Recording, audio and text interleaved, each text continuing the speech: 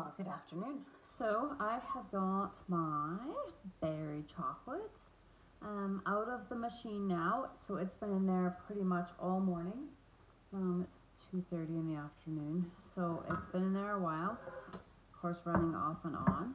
Um, and it's a very small batch, so I don't anticipate it will take long to temper. Also because I'm pulling it right out of the melanger, so it's still warm as opposed to heating it from solid. So typically with that, it does temper faster. And what I plan to do with this is bar it in this mold. And then I have my Bear Paws that I had the milk chocolate and that I mixed with this, the berry chocolate earlier. So that's all ready to go, and I still have those last row of paws painted. So I'm going to leave them because I think it'll be kind of cool to see how that will look with the berry color. After that, I'm still going to attempt to do this because I'm really curious to see if they will actually unmold when they're done.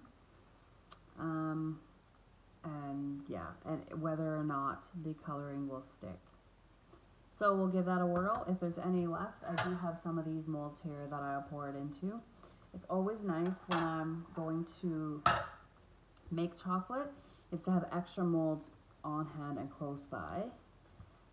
Because it's such a messy process and because you have to do everything so fast, if I have to run downstairs, which is where my molds are, then I'm not going to make it back in time before it's just a solid mass in the bottom of this.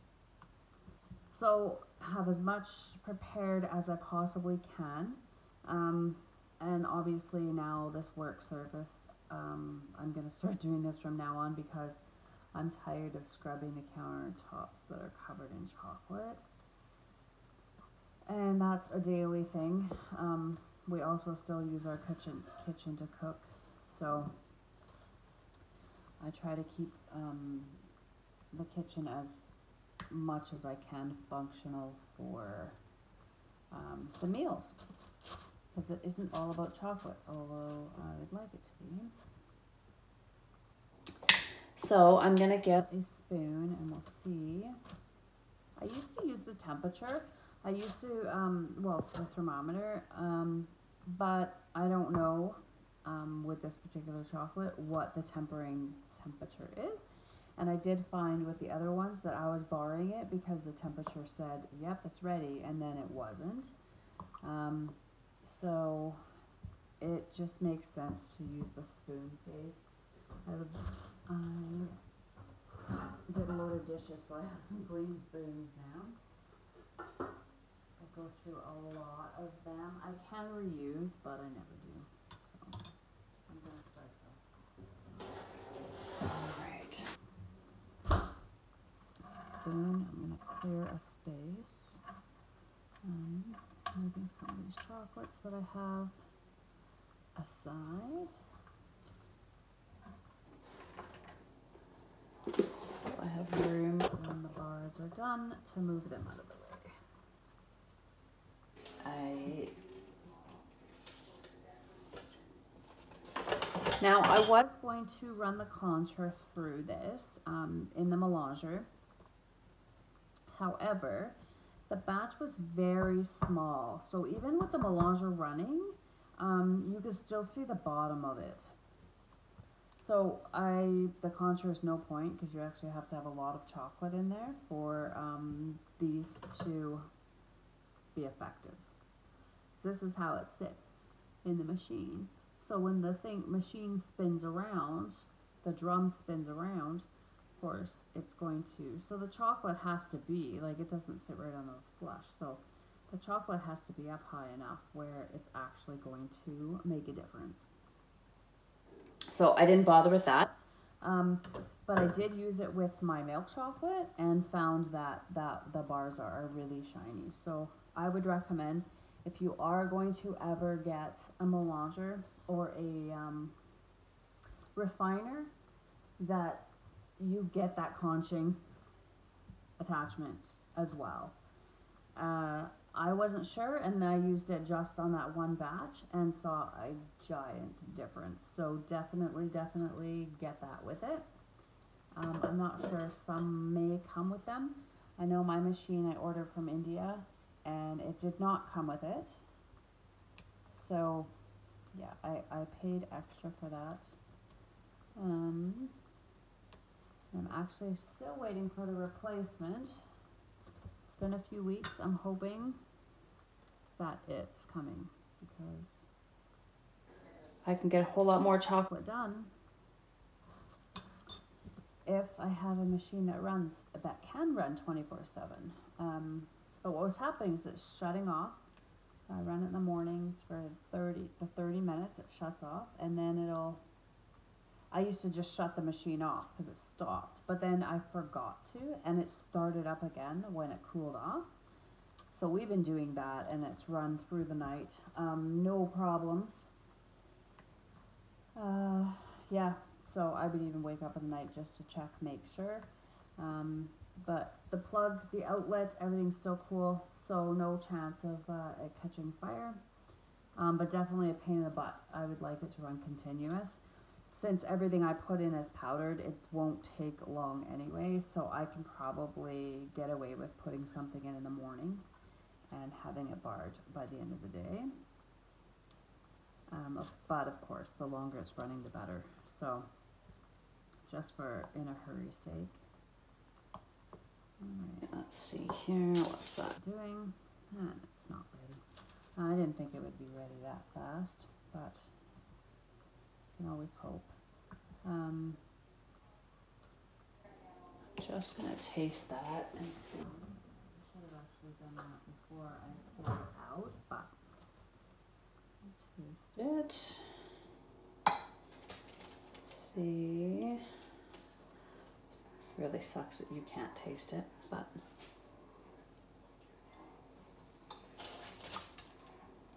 it's very sweet. But I actually like it. I think it's good, and then it will mild when it's sat for a couple of days.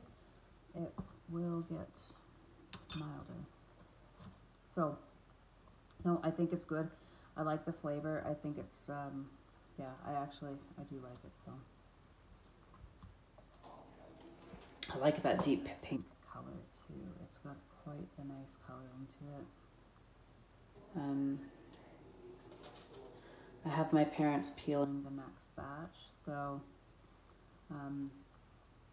I don't anticipate that I'll need another batch anytime soon. It's definitely good for you to see how it's made. So the big secret around pink chocolate, it's not a secret anymore. For those who didn't know, this is how it's made. Well, this is how I make it. Just from what I've read, what I understand, this was a recipe that I had found online by the supplier of the beans. So another thing that I'd like to try is making drinking chocolate, not chocolate milk or hot chocolate, but actually what they call drinking chocolate out of these beans. So if there's any left in here, I'm actually going to try it with that. Apparently chocolate, when it was first invented, or discovered, I guess, it was specifically made for drinking. People drank it, as opposed to eating it solid, right? So I kind of like to go back to those roots of the actual chocolate. So I do think chocolate seems to be associated with Easter, Christmas, all the special occasions. People get chocolate, they have their favorites. I want people to experience chocolate. For example, these are Mexican Levados beans. Somebody who tastes it gets to experience a little piece of that bean, so to speak. The Ecuadorian dark chocolate that I had made, it kind of gave off a red hue to it. And so I called it my Red Panda Ecuadorian chocolates. Again, it's an experience to taste it and to like have. It's hard to explain, but to me, I just want people to taste and appreciate the chocolate. This in here, of course, as we know, is the Mexican one. The milk chocolate that I've been working on, that I still have some left to bar. That is Madagascar chocolate, and it makes an absolutely fantastic milk chocolate.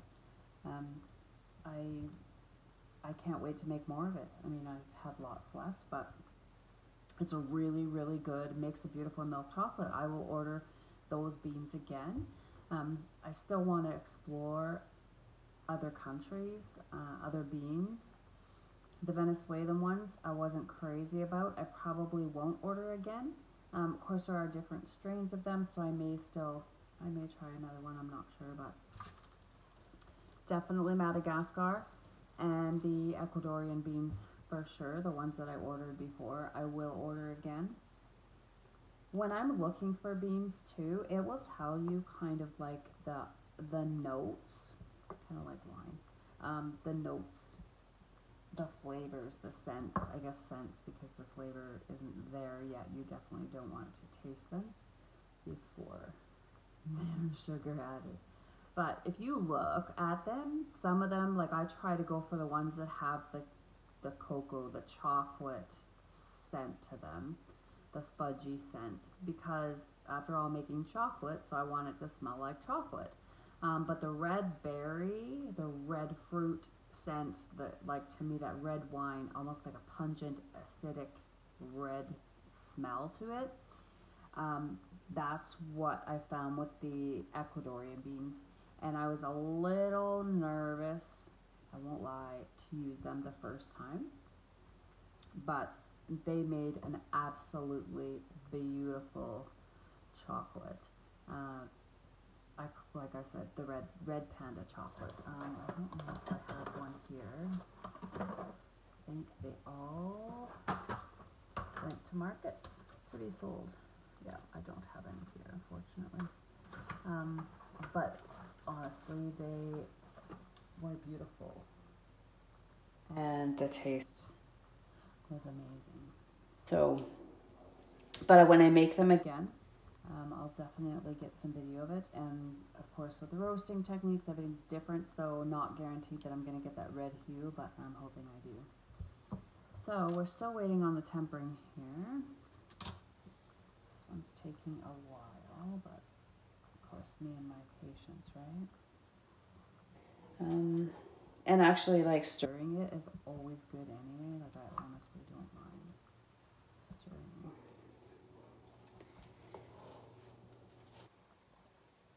And then too, when I sell these, people are getting to experience the bean to bar chocolate where I live in Lethbridge, Alberta, Canada.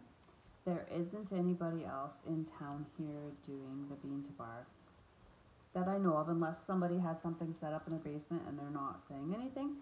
But I've looked and I haven't been able to find it. There are chocolate places in town, but none of them make their chocolate.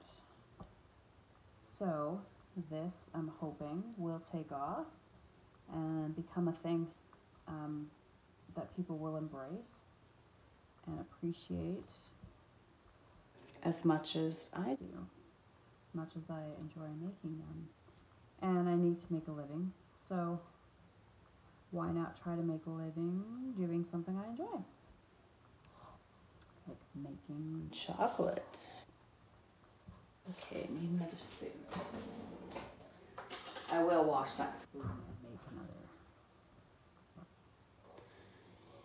another. Alright, let's give that a whirl. Maybe that one will set. But they're not. Actually, that last one I did was starting to thicken a bit, so I think we're getting close.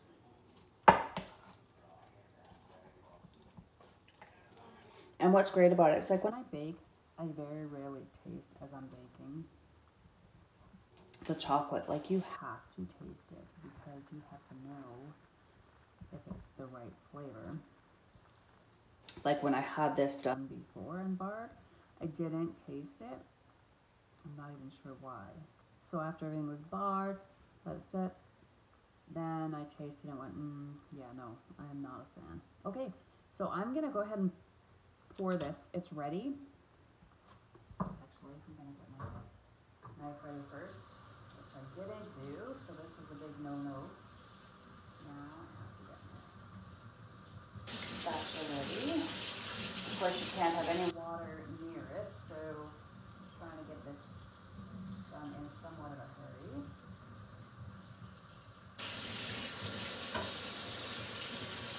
Not gonna happen. Was not prepared properly. I'm just gonna find a big knife and use the back side of it to scrape.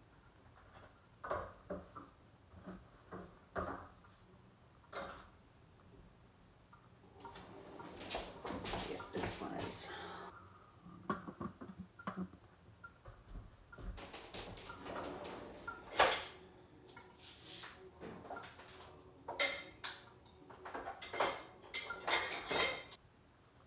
This is where we run into trouble when I'm not ready for anything.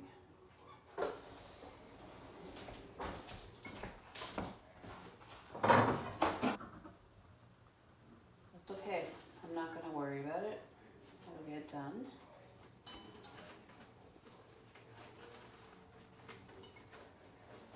And it will be fabulous.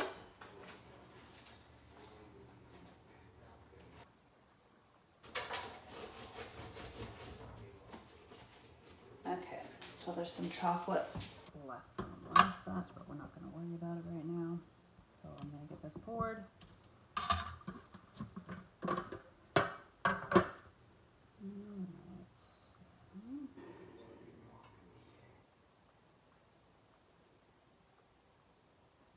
I'm going to go ahead and pour it in here some time. Okay. Now,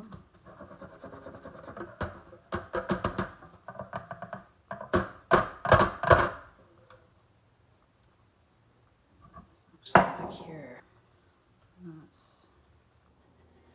And scrape.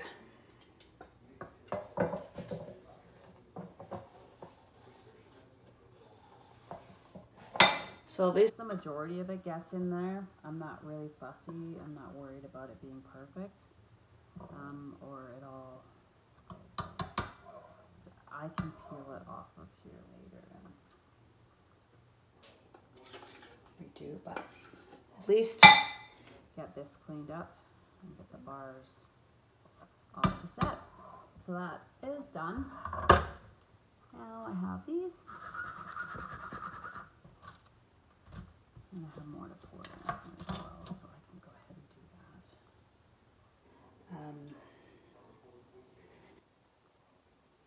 Still have some left from the little bar that I've been dying to use, but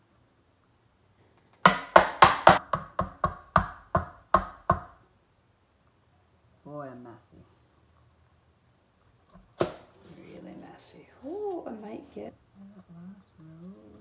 That's always a struggle. Every time I do this, it's a struggle to get that last row filled, but normally I get it done. So there's some more in here I can use anyway. Okay. Bring that down.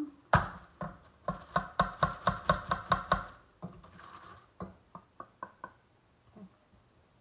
I'm going to scrape it off into a bowl. Alright. Okay. Now, set that off to the side. That one's done. And we have a little bit for this weird thing here. Just going to try to pull this off. So that. Okay, there we are. Now, see if we can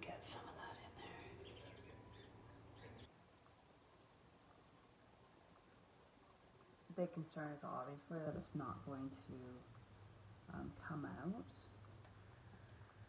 That's going to be the challenge. But I'm not going to worry about it too much. It's just fun to experiment and see what works. I cleaned it very, very well, so there's no chance of any crap being in there or I think be a neat little chocolate bar if it works. And if that powder comes out, I think that'll even be nicer. As you can see, there's a little speck of powder in there. Okay, we have got berry chocolate made and a mess made as well. This side, because I do want to shake these up some more.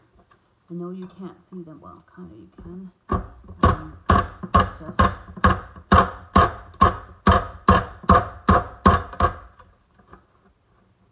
want to make sure that I get all those bubbles out. And they're not firming up very well. It's just weird. That's what happened before. So, okay. See, normally it's solid, but not yet. So we'll see. Some of it has already solidified-ish. But yeah. Anyway, I got 6 bars, and I got the full tray of paws, which is, of course, my number one favorite thing when I make chocolate is to make those paws. I'm probably going to get more molds for the paws, and I'd like to get more bar molds like this. I don't really go with the normal anything. So as far as normal chocolate bar molds, I may never ever have any on hand. I do like something unique, so I may get another one of those just for the bigger batches, because what I'm finding is that I either have to temper them in smaller batches so that I can get more sets, or I end up making a variety of different things, which is fine too. But anyway, we're going to let this sit, and then hopefully we'll come back and we'll unbar them and see what we have.